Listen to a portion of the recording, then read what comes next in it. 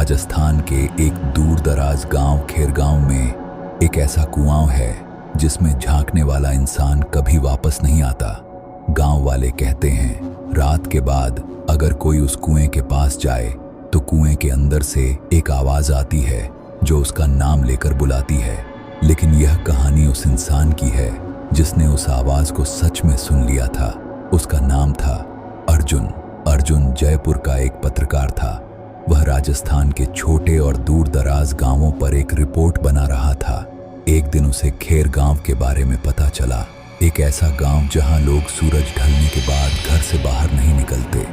जब अर्जुन बस से वहां पहुंचा तो बस ड्राइवर ने आगे जाने से मना कर दिया।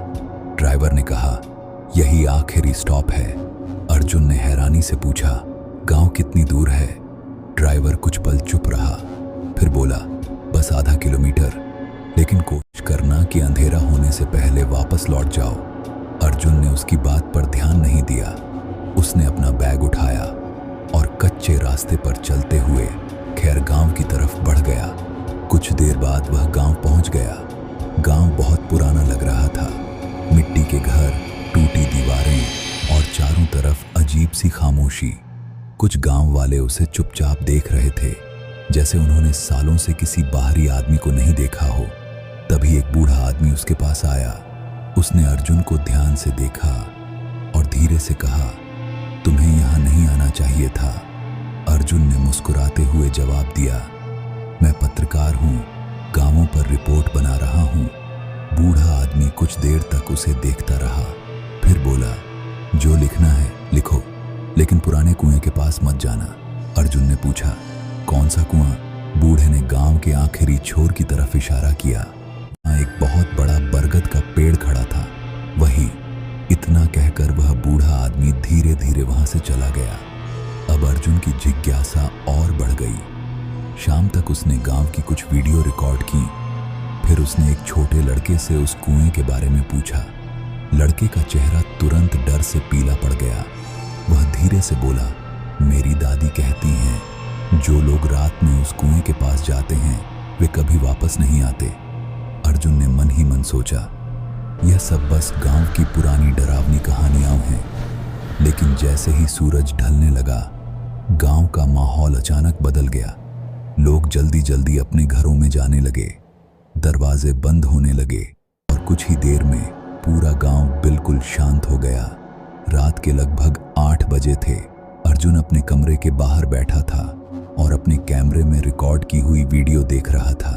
तभी उसे एक आवाज सुनाई, छपाक, जैसे पानी में कुछ गिरा हो। अर्जुन ने सिर उठाकर गांव के आखिरी छोर की तरफ देखा। बरगद का पेड़ और उसके पास वही पुराना कुआं। शायद कोई पानी भरने आया होगा, उसने सोचा।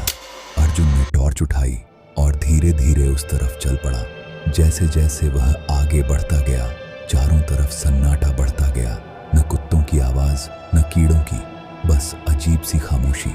कुछ ही देर में वह बरगद के पेड़ तक पहुंच गया।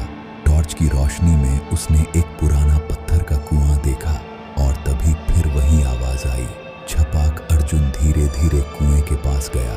उसने टॉर्च की रोशनी कुएं के अंदर डाली। पहले तो उसे कुछ दिखाई नहीं दिया, बस गहरा अंधेरा। फिर अचानक कुएं का पानी हिलने लगा, लहरें बनने लगी, जैसे अभी अभी कोई चीज पानी के अंदर गई हो। अर्जुन ने आवाज लगाई, कोई है? कोई जवाब नहीं आया। वह थोड़ा और झुक कुएं के अंदर देखने लगा और तभी उसे एक आवाज सुनाई दी, धीमी और गूंजती हुई, अर्जुन। अर्जुन का शरीर अचानक ठंडा पड़ गया। उसने गांव में किसी को अपना नाम नहीं बताया था। आवाज फिर आई, इस बार और भी साफ, अर्जुन नीचे आओ। कुएं का पानी अचानक तेजी से हिलने लगा और तभी पानी के अंदर से एक सफेद हाथ धीरे धीरे बाहर आया। उसने कुएं की पत्थर की दीवार पकड़ ली। अर्जुन डर के मारे पीछे गिर पड़ा, लेकिन इससे पहले कि वह भाग पाता उसके पीछे से एक आवाज आई, कुएं के अंदर नहीं देखना चाहिए था। अर्जुन ने धीरे धीरे पीछे मुड़कर देखा और उसके शरीर में सिहरन दौड़ गई, क्योंकि उसके पीछे वही बूढ़ा आदमी खड़ा था जिसने उसे चेतावनी दी थी। लेकिन उसके पैर जमीन को छू नहीं रहे थे।